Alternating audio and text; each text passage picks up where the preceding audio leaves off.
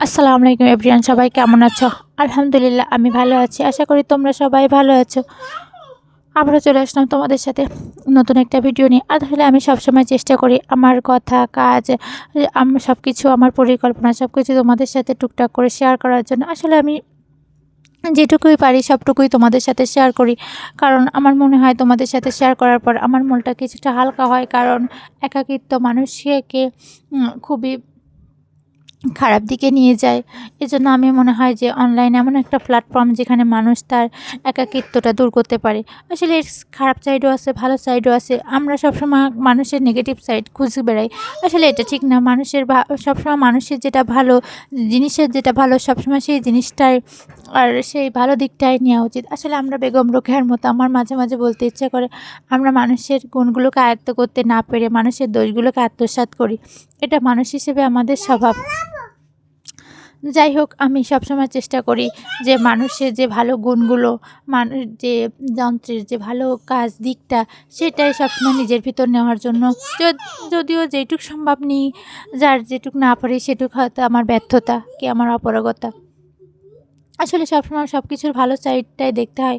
আমার সবসময় মনে হয় যে মানুষ হোক কিংবা কোনো যন্ত্র কিংবা প্রাণী, সবার ভালো সাইডটাই দেখা উচিত। কারণ সবার খারাপ ভালো দুটা নিয়েই মানুষের জীবন। মানুষের যে সব কিছুই ভালো থাকবে তা না, আবার সব জিনিস যে মানুষের খারাপ থাকবে তা না। আমার মনে হয় যে যে যেরকম থাকে সেভাবেই গ্রহণ করা উচিত। কাউকে খুব বেশি এক্সট্রা অর্ডিনারি করে ভালো করতে যাওয়া কিংবা ভালো চাওয়া ঠিক না। কারণ এতে মানুষ বিগড়ে যায়। যেমন সন্তান সবসময় মানুষ আদরের জিনিস হয়। তাকে সবসময় স্নেহ ভালোবাসা দিয়ে তারপরে ভালো পথে আনার চেষ্টা করতে হয়। কারণ সবসময় বকে ঝোঁকে মারধর করে সবসময় সব কিছু সমাধান হয় না।